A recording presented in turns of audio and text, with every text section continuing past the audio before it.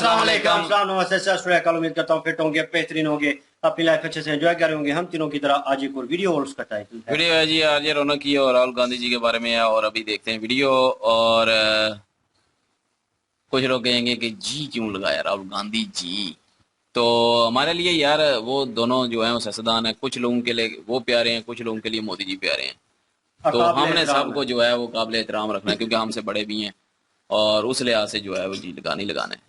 क्योंकि काफ़ी लोगों की जो है वो जज्बात उनके साथ जुड़े होते हैं, काफ़ी उनके साथ जुड़े होते हैं। तो हम जो है वो दोनों की तरफ नहीं है। हम जो है वो जो बात होती है सामने वो बस उसी पे बात करते हैं।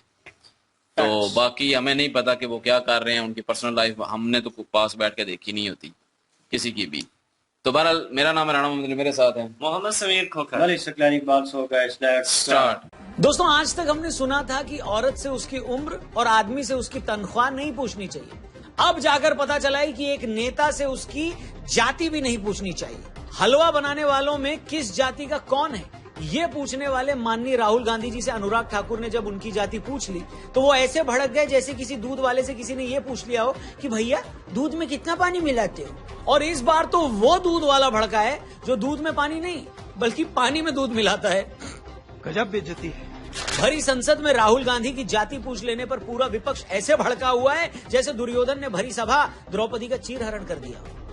वाह वाह वाह वाह। लोग सवाल कर रहे हैं कि जब राहुल गांधी लोगों के बीच जाकर पत्रकारों से उनकी जाति पूछ सकते हैं, जब अखिलेश यादव सवाल पूछने पर पत्रकार से उसकी जाति पूछकर उसे शर्मिंदा कर सकते हैं, तो राहुल गांधी से उनकी जाति पूछ लेने पर दोनों इतना क्यों बिलबिला रहे हैं।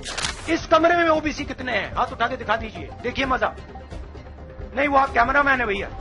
तुम पिछड़े हो कि क्या? नाम क्या तुम्हारा? नहीं, नाम बताओ इनका क्या है, नाम बताओ। हाँ, मिश्रा जी। अरे मिश्रा जी, कुछ तो शर्म करो। क्या बात है सर, क्या बात है सर। और मजे की बात यह है कि जो कांग्रेसी आज राहुल जी से उनकी जाति पूछ लेने पर अपनी और पड़ोसियों की बनियान फाड़ रहे हैं, और यही लोग कल तो प्रेस कॉन्फ्रेंस करके पूरे ब्रह्मांड को ये बताते फिर रहे थे कि आदरणीय राहुल जी का जाति और गोत्र क्या है, तब तो पूरी पार्टी पूरा जोर लगाकर राहुल जी को ब्राह्मण बताने पर तुली थी, मानो राहुल जी काशी विश्वनाथ मंदिर में मुख्य पुजारी का ऑडिशन देकर आए हो। कांग्रेस उपाध्यक्ष श्री राहुल गांधी हिंदू धर्म से हैं, परंतु वो जनेऊ धारी हिंदू हैं। क्या साबित करना चाहता है तू? क्या साबित करना चाहता है तू? मतलब राहुल जी भरी सभा में लोगों से उनकी जाति पूछकर उनको शर्मिंदा करे वो ठीक, अखिलेश यादव पत्रकारों से उनकी जाति पूछकर उन्हें जलील करे वो भी ठीक, कांग्रेसी खुद आगे आकर राहुल गांधी की जाति का सैटेलाइट चित्र दिखाएं वो भी ठीक, और यही लोग दिन रात जातिगत जनगणना करवाने की बात बोलकर लोगों की जाति पूछने की मांग करें तो वो भी जायज है। मगर जैसे ही किसी ने इनकी जाति पूछ ली तो हाय दैया ऐसे करने लगे जैसे किसी ने गुप्त रोगी से उसका रोग पूछ लिया हो। जिसकी जात का पता नहीं वो गन्ना की बात करता है। आप जाति कैसे पूछ सकते हैं? आप बताएं, जाति कैसे पूछ सकते हैं आप? मैंने नाम किसी का नहीं लिया था। सही बात है। वैसे जानकारों का कहना है कि इनडायरेक्ट ही सही राहुल जी की जाति पूछकर बीजेपी ने कांग्रेस की दुखती रग पर हाथ रख दिया है, क्योंकि राहुल बाबा की असल जाति क्या है इस पर लोग तरह तरह के सवाल करते हैं। मैं फिर से बता दूं, ये सवाल हम नहीं कर रहे, लोग पूछ रहे हैं कि भैया राहुल बाबा खुद को जनेऊधारी ब्राह्मण और दत्तात्रेय गोत्र का बताते हैं, लेकिन लोगों को लगता है कि इसमें भी कुछ झोल है। लेखक मिनाज मर्चेंट ने राजीव गांधी की जिंदगी पर एक किताब लिखी है जिसका नाम है Rajiv Gandhi the end of a dream. इस किताब में मिनाज ने बताया कि राजीव गांधी के पुरखे राजकौल एक कश्मीरी ब्राह्मण थे जो सन 1700 के आसपास एक मुस्लिम शासक के कहने पर दिल्ली में नहर के किनारे आकर बस गए थे। नहर किनारे रहने के कारण ही ये लोग नेहरू हो गए। इससे हमें यह भी पता चलता है कि पंडित नेहरू और उनकी बेटी स्वर्गीय इंदिरा गांधी जी ब्राह्मण थी, मगर इन्हीं इंदिरा जी ने 26 मार्च 1942 को फिरोज जहांगीर गांधी से शादी कर ली जो कि पारसी रिलीजन के थे। अब कुछ लोग कहते हैं कि नेहरू जी को फिरोज जी के रिलीजन से दिक्कत थी क्योंकि उस वक्त लोग इस तरह की शादी को एक्सेप्ट नहीं करते थे, तो गांधी जी ने फिरोज गांधी को अडॉप्ट कर लिया और फिरोज गांधी ने गांधी जी से इंप्रेस होकर अपना नाम फिरोज गांधी कर लिया। लेकिन इस बात के सबूत नहीं मिलते कि फिरोज गांधी ने पारसी मजहब छोड़कर हिंदू धर्म अपना लिया था। अब लोग कहते हैं कि अगर फिरोज गांधी पारसी थे तो इस लिहाज से इंदिरा जी भी पारसी हुई, तो ये लोग फिर ब्राह्मण कैसे हो गए? और अगर ये भी मान लिया जाए कि ये गांधी ही थे तब भी गांधी तो वैश्य यानी बनिया होते हैं, ब्राह्मण नहीं। फिर राहुल गांधी या कांग्रेस ये क्लेम कैसे करती है कि राहुल जी ब्राह्मण है? क्योंकि ब्राह्मण तो राहुल जी की दादी शादी से पहले थी। कुछ लोग यहीं पर नहीं रुकते, वो ये भी सवाल करते हैं कि सोनिया गांधी जी जो शादी से पहले कैथोलिक क्रिश्चियन थी, जिनका नाम एंटोनियो माइनो था, वो राजीव जी से शादी के बाद गांधी हो गई, तो इंदिरा जी शादी के बाद पारसी क्यों नहीं हुई?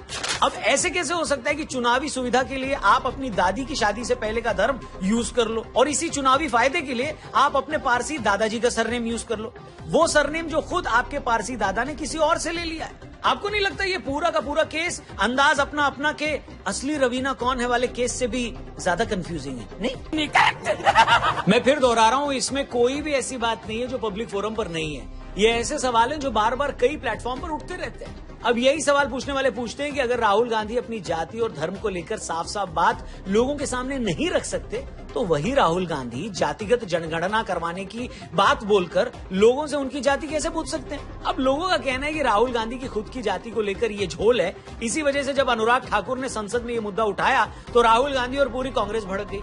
उन्हें लगा कि किसी ने उनकी दुखती रग पर हाथ रख दिया हो।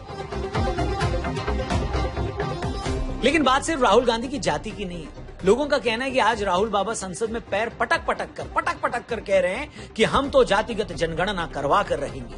जब तक जातिगत जनगणना नहीं हो जाती मैं किंडर जॉय नहीं खाऊंगा।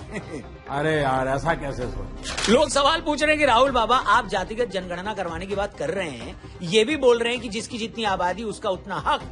सब बातें ठीक है, मगर पहले ये तो बता दो कि जब आपकी पार्टी सत्ता में थी तब उसने क्या किया था? सच तो ये कि बाबा साहब अम्बेडकर ने जब संविधान बनाया उस वक्त भी आर्टिकल 340 में जो ओबीसी को कोटा देने की बात करता था, मगर नेहरू जी ओबीसी कोटा देने के पक्ष में नहीं थे।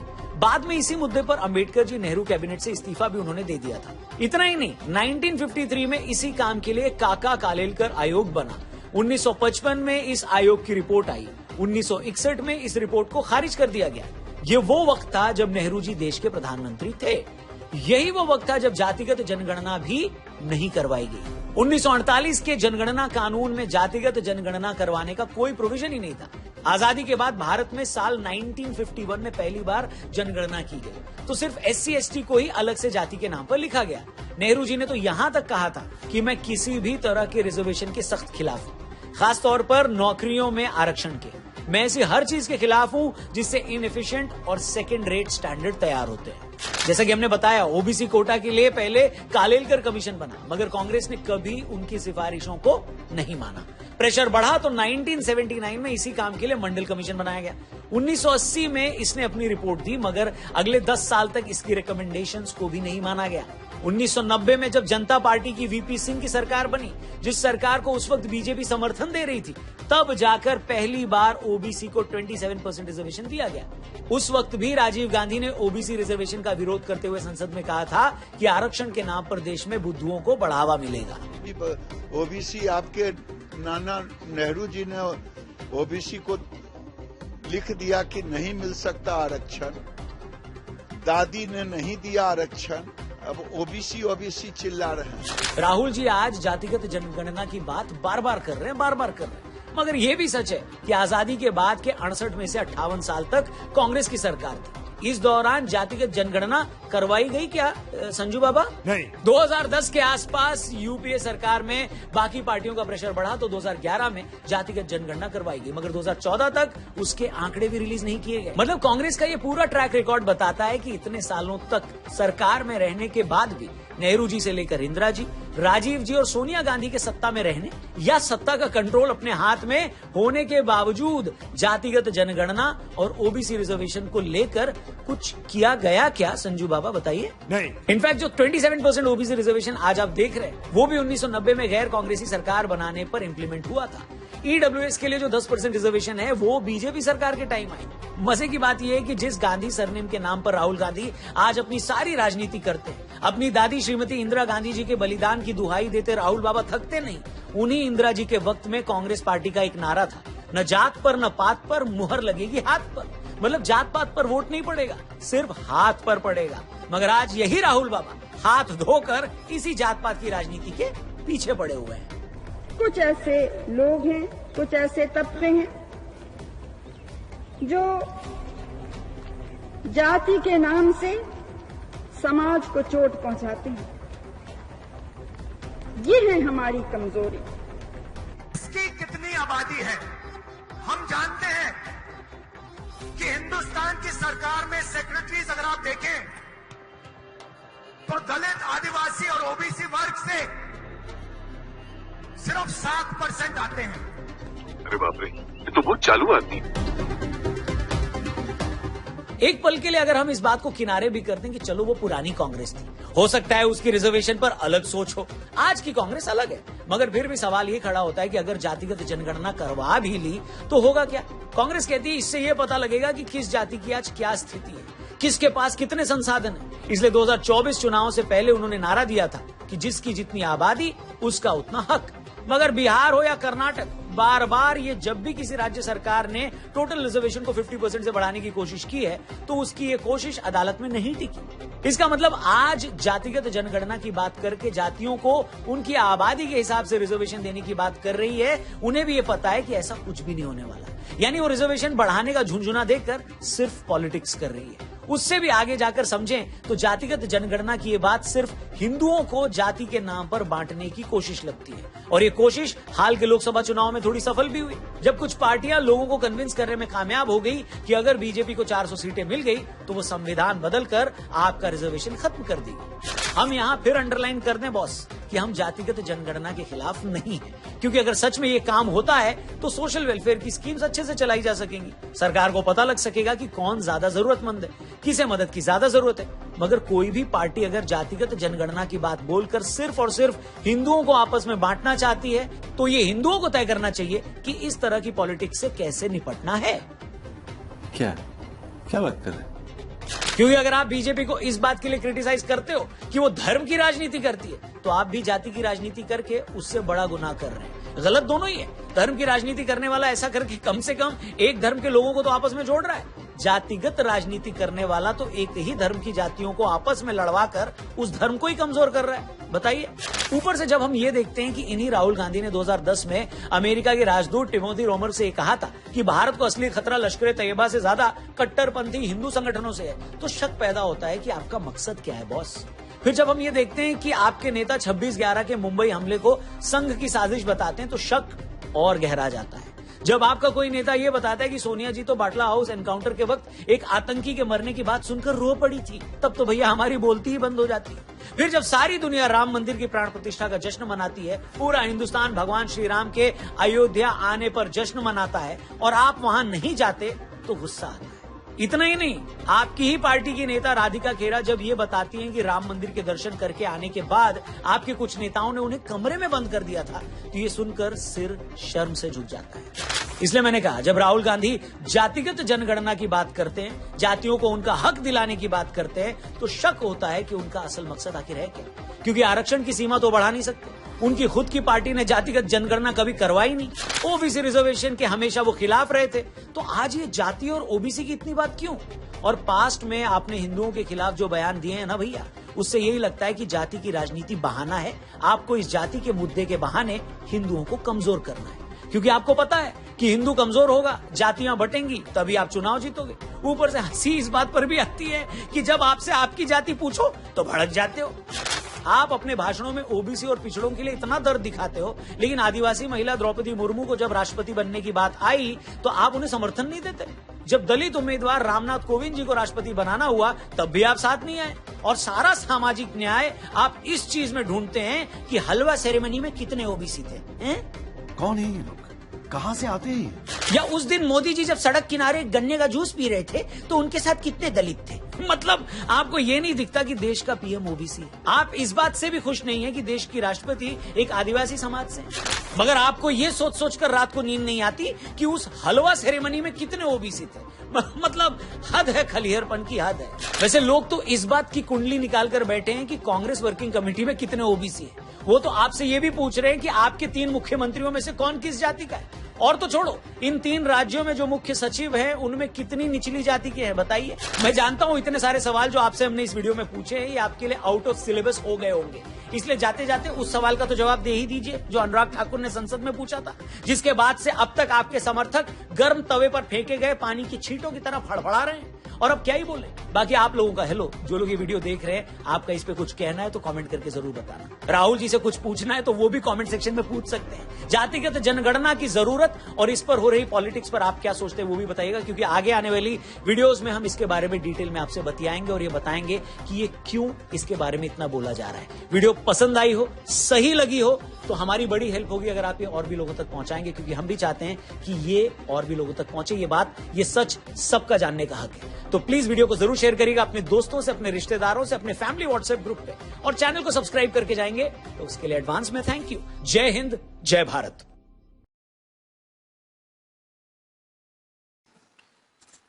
जी बिल्कुल जी, बड़ी अजीबोगरीब सी बात है कि जाति के नाम पर सारी उम्र सियासत करने वाले जो हैं वो अपनी ही जाति के बारे में जब उनसे सवाल पूछा गया तो वो भड़क उठे हैं। हालांकि इसमें भड़क उठने वाली कोई बात नहीं है।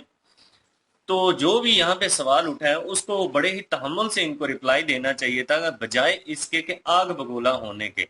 जहरी बात है, जो चीजें आप लोग कर रहे हैं उसका रिएक्ट तो होना है, उसका रद्द अमल तो होना है। कहीं ना कहीं बीजेपी को आप लोग क्रिटिसाइज करने में इंतहा कर जाते हैं, और जब आपके बारे में बात आती है तो आप लोग भड़क उठते हैं। वो कहते हैं ना कि उतना करो जितना सहने की हिम्मत हो। आप लोगों के जो नेता हैं उनका क्या, कांग्रेस के जो नेता हैं वो यहाँ तक ये लिमिट क्रॉस कर चुके हैं कि जो जर्नलिस्ट हैं, जो सहाफी हैं, अगर वो क्वेश्चन पूछ रही हैं, वो सवाल जवाब कर रहे हैं, तो उनसे पूछने की क्या आवश्यकता है, क्या जरूरत पड़ी हुई है जी कि आपकी जाति क्या है, किस जाति से ताल्लुक है आपका, नाम क्या है आपका, ओ मिश्रा जी, अच्छा इसीलिए आप ये सवाल। तो यार ये गलत है ना। तो फिर इस तरह की चीजें जब आप लोग करेंगे तो फिर आप लोगों को भी ये चीजें सहनी तो पड़ेंगी। फिर हिम्मत रखिए, हौसला रखिए। फिर अगर आपको किसी जगह पे किसी सवाल का जवाब देना पड़ता है तो फिर हिम्मत से दीजिए ना, फिर यूं वाह वेला मत कीजिए।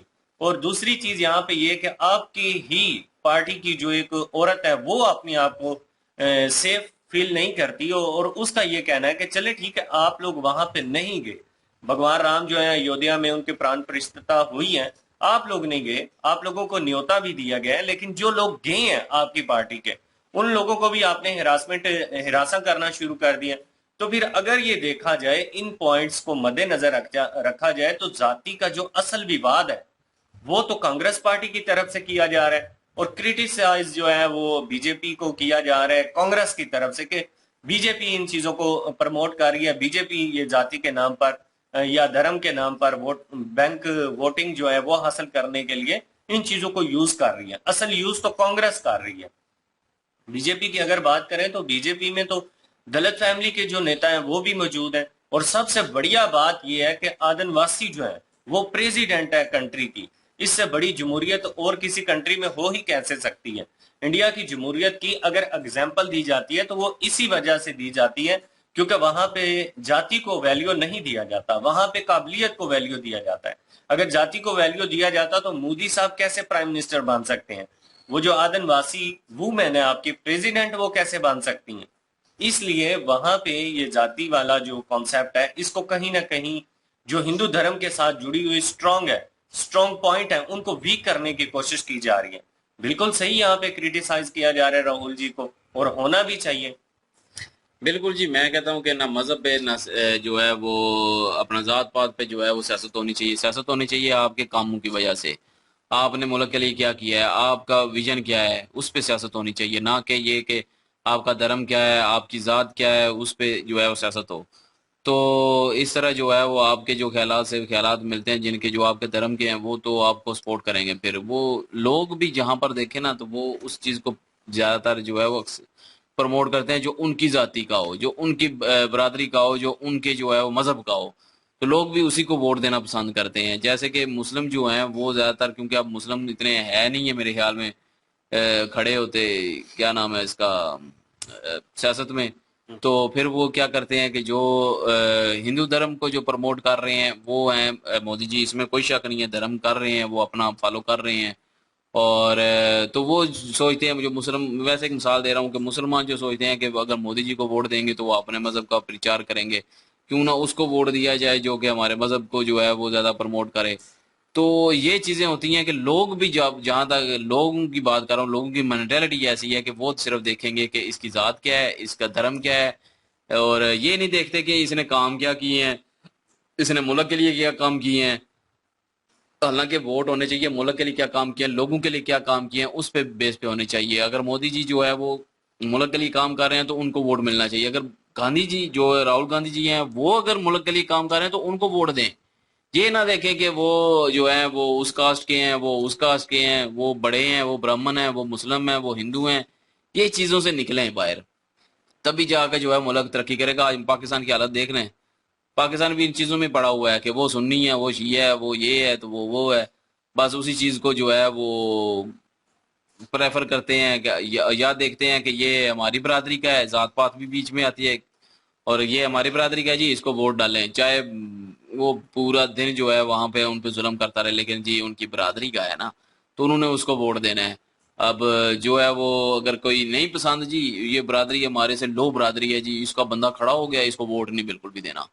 ये पाकिस्तान की मैं सोच बता रहा हूँ कि पाकिस्तान में ऐसा भी होता है, तो ये हो सकता है इंडिया में भी ऐसा हो कि जो ओबीसी में जो आते हैं कास्ट में, उनको भी जो है वो जो है इतनी प्रेफर ना देते हैं। लोग जो बड़े कास्ट के होते हैं, हो सकता है वो भी यही करते हैं जो पाकिस्तान में करते हैं।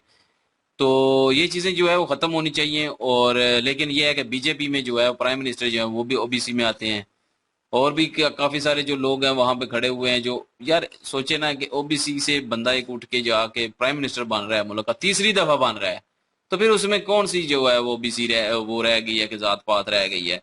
तो राहुल जी जो है वो उनसे उनकी कास्ट पूछिए तो सीधा सीधा बताएं कि ये मेरी ये कास्ट है, तो सीधा बताएं। अगर जो है इसमें बिल्कुल, अब मेरे से कोई कास्ट पूछेगा तो मैं तो सीधा बताऊंगा यार मेरी ये कास्ट है, जब आपकी पोजीशन चाहे किसी से बड़ी है चाहे किसी से छोटी है। जब आपकी पोजीशन इतनी स्ट्रांग होती है ना, तो आप वो कह लें कि एक खुमार में होते हैं आप, तो वो उस एरा में होते हैं कि आपसे कोई सवाल नहीं कर सकता, आप लोगों से सवाल करते हैं। तो राहुल जो है वो कहीं ना कहीं इस चीज को प्रेफर कर रहे हैं, इस चीज को ज्यादा अहमियत दे रहे हैं, ठीक है ना। और जहाँ पे सवाल हुआ था उसका स्ट्रेट फॉरवर्ड जवाब मिलता था। कोई मुझसे पूछेगा मेरी कास्ट तो मैं डायरेक्ट में बता दूंगा, ठीक है। उसमें शर्माने वाली क्या बात है? हाँ, आप डबल माइंडेड हैं। जब कास्ट पे बात कर रहे हैं, बात तो ये है ना, जब कास्ट पे बात कर रहे हैं, आप कास्ट की बात कर रहे हैं कि कास्ट कौन कौन कास्ट है वहां पे, वो मतलब निखेड़ करें। तो फिर जब उसने सवाल किया कि आपकी क्या कास्ट है, तो आप बताएं जी ये मेरी कास्ट, क्योंकि आप कास्ट पे बात कर रहे हैं, ऑलरेडी कर रहे हैं। हाँ, वो आपने एक मुद्दा, आप बताएं फिर। सियासत में एक मुद्दा भी चमकाया, मतलब अपनी सियासत को चमकाने के लिए या वोट बैंकिंग के लिए, व्हाटएवर जो भी था, वो आपने एक चीज को किया है कि जो जिनकी जाति ज्यादा होगी, जो धर्म ज्यादा है, वो उसका होल्ड होगा। और आप उसके रिजर्वेशन में है नौकरियां वगैरह या दूसरी, तो मतलब आपने वो होल्ड करने की कोशिश की। तो कहीं ना कहीं हमने भी उस वीडियो में, वो वीडियो एक दो की थी हमने, उसमें जिक्र हुआ था, तो हमने भी यही ओपिनियन दिया था कि यार ये तोड़ने वाला काम ना करें, क्योंकि वो जो प्यार मोहब्बत, वो जो एकता नजर आती है ना हिंदू मुस्लिम, मेरिट पे होना चाहिए सारा कुछ। हाँ, तो मतलब वो चीज जो है खत्म हो जाएगी। और आप जिस तरह निजाम चल रहा है उसको चलने दें। लोग जो है बहुत अच्छे तरीके से रह रहे हैं। ये ना वो आपको वो मसले छोड़कर इस मसले को रिजॉल्व करना पड़ जाए जो अभी हालिया करंट सिचुएशन पाकिस्तान में चला है, और उसके बाद पाकिस्तान की क्या हालत हुई है। आप देख सकते हैं आपका हमसाया मुल्क है और उसके क्या हालात चल रहे हैं, ठीक है ना, वो किस तरह बटा पड़ा है। और कोई दूसरी कम्युनिटी जो है वो सेव ही नहीं है, और एक ही होल्ड कर रहा है, और कितना नुकसान हो रहा है इस चीज को लेकर। पूरे पाकिस्तान, पूरी दुनिया में पाकिस्तान की बेइज्जती हो रही है इस चीज को लेकर। हर दूसरा तीसरा बंदा क्रिटिसाइज करता है। जब भी हम कोई इंसानियत की बात करते हैं या ऐसी को बात करते हैं धर्म को लेकर, तो वो हमें क्रिटिसाइज करते हैं कि दूसरे मजहब जो है सेफ नहीं है आपके कंट्री में। तो ये चीज इंडिया में नहीं होनी चाहिए। लेकिन कहीं ना कहीं लोग जो हैं वो उन्होंने कहा कि आजम साहब ने कि सियासत चमकाने के लिए, वो अपने आप को ऊपर लाने के लिए, और अपने आप बता रहे हैं कि हम जनाब बड़ी मिनॉरिटी का ख्याल रखते हैं और ये और वो। तो वो एक किस्म की कह ले कि सिंपैथी हासिल करना चाहते हैं। तो ये चीज जो है अब लोग समझते हैं। और जहाँ से मोदी साहब उठ के आए हैं, ठीक है, वो एक ऐसा बंदा है कि उसने हर चीज को मात दे दी है, ठीक है ना। तो जो लोग कहते हैं कि एक ही पक्ष में सोचता है, तो ठीक है यार, वो सोचता होगा, लेकिन कहीं आपको नजर नहीं आया ऐसा अंतर, ठीक है। हमें नजर नहीं आया कि मुसलमानों पे उन्होंने जुल्म किया हो, या कोई ऐसा लॉ ऐसा बना दिया हो जिसको उन्होंने माना ना हो, और उसके ऊपर जनाब हाँ कुछ केसेस आए हैं ऐसे, और उसके बाद उन मसलों का रिजॉल्व भी हुआ है, ठीक है। और लोगों ने एक्सेप्ट कर लिया कि हाँ जी ठीक है जी, हमें एक्सेप्ट है ये चीज़, हम यहाँ पे रह रहे हैं और अच्छा कानून है और हम इस लॉ को फॉलो करते हैं। लोगों ने उसके ऊपर कोई बवाल नहीं मचाया, कुछ ऐसा नहीं किया। तो सवाल जो है बहुत सारे होते हैं, और जब आमने सामने ऑपोजिशन खड़े हो तो कुछ ना कुछ तो पूछा जाता है और कुछ इल्ज़ाम लगाए जाते हैं। लोग तो इल्ज़ाम लगाने पे भी चुप कर जाते हैं। तो लेकिन यह है कि राहुल सर को इतना भड़कना नहीं चाहिए था, और उनके भी चाहने वाले मौजूद होंगे।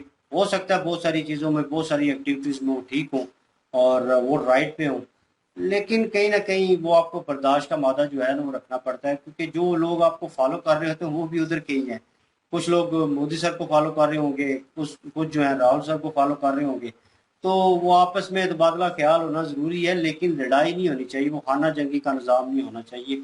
और ज़बरदस्त मैं कहूँ कि अच्छे मौजू पे थी, और शॉर्ट सा एक कर लें कि इंटरनल मैटर था आपका, और ये आप ही बता सकते हैं कि इनके दरमियान, लेकिन इन्होंने डिटेल अच्छी निकाली है। और कुछ चीज़ें जो हैं सीरियसली मेरे ऊपर से गुजर गई हैं, क्योंकि हमें नहीं पता डीप डाउन के पीछे क्या होता रहा है या क्या चलता रहा है। जिन चीज़ों का पता था हमने उसके ऊपर वार्तालाप की। तो आप क्या ओपिनियन रखते हैं? कमेंट सेक्शन ओपन है, और इनकी ओरिजिनल वीडियो की लिंक और महाभारत चैनल है जिसपे महाभारत कर रहे हैं, और वो जो है डिस्क्रिप्शन में मौजूद होगा। वो जिन लोगों ने नहीं देखा, नए हैं, वो जाके विजिट कर लें और उसको देख लें। हाथ से शुरू होगा क्योंकि स्टार्टिंग की एपिसोड नहीं है, और हम कोशिश करेंगे आपकी कोई नई जो है वेब सीरीज जो है कोई वो जो है शुरू करें, उसके ऊपर काम शुरू करें, और जल्दी वो आएगी, उसके ऊपर फॉलो कर लें, सब्सक्राइब कर लें, और इंशाल्लाह मिलते हैं नेक्स्ट वीडियो में। अपना ख्याल रखिएगा, दुआ में याद रखिएगा। तब तक के लिए अल्लाह हाफिज, पीस।